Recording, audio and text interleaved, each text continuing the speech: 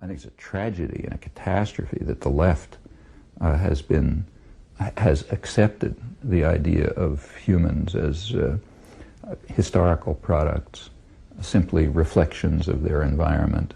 Because what follows from that, of course, is that there's no moral barrier to molding them any way you like. I mean, if humans have no inner nature, if they don't have an inner instinct for freedom, you know, if it's not fundamental to their nature to have free, creative, productive work under their own control, if that's not part of their nature, then why, you know, there's no moral reason for allowing them that space. You could just mold them into being what you think they ought to be. And you can be the central committee, or you can be the managers of the corporation, or the directors of a fascist state, or whatever. And it's quite interesting that the modern intellectuals have moved in one or the other of those directions, overwhelmingly. Either they're, and in fact this was foretold in one of maybe the only prediction of the social sciences that ever came so dramatically true, was Bakunin's discussion of this in the late 19th century. He was sort of arguing with Marx, and it's well before Leninism. But he predicted very perceptively that the rising class of intellectuals were just kind of becoming identified as a class in modern industrial societies. He predicted that they were essentially going to go in one of two directions.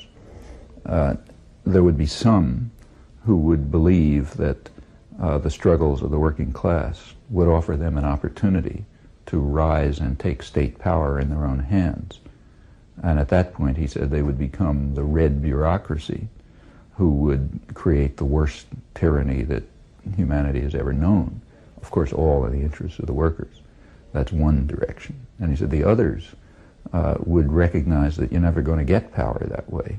And the way to get power is to associate yourself with what we would nowadays call state capitalism, and just become the servants of its ruling class. And then you become the managers and the ideologues and so on for the state capitalist system. And as he put it, those people will beat the people with the people's stick.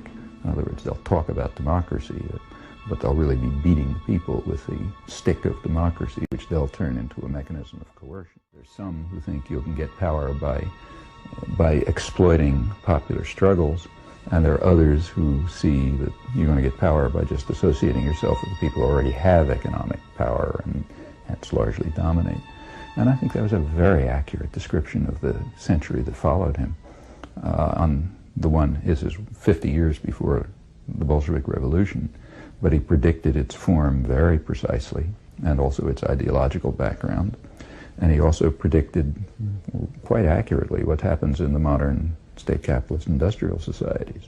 And looking at it now from the retrospect of 100 years, we can see, I think we can see this development very clearly, and it also explains an odd fact about 20th century intellectual life, namely how easy it's been for people to shift from one position to another.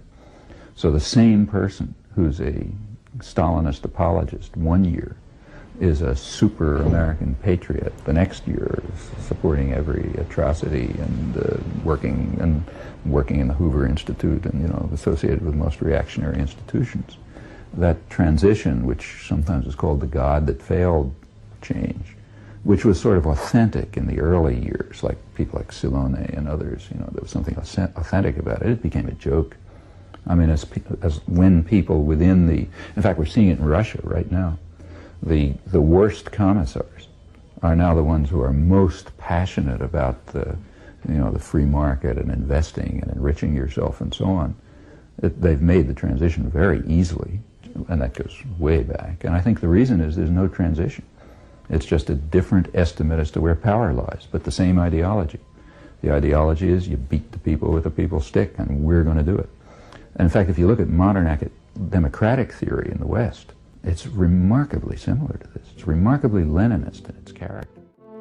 If you think of the leading tendencies in modern democratic theory in the West, so in academic world, it would be the strands of political science that developed from the thinking of people like Harold Lasswell and others, one of the founders of modern contemporary political science. And in the general sphere, the Wilsonian intellectuals, the so-called progressive intellectuals, of whom maybe Walter Lippmann was the most striking example in the United States, progressive intellectual in the 1920s. All of these people developed theories of democracy, and they're quite interesting. They're very Leninist in their character. The conception is that in a democracy there's two classes of citizens. There's the general public, who Lippmann calls ignorant and meddlesome outsiders, and Lasswell says they're too stupid we should not be overcome by dogmatisms about the common man who's too stupid to be able to do anything. That's the standard view. So there's these people, the ignorant and meddlesome outsiders, which is maybe 90% of the population.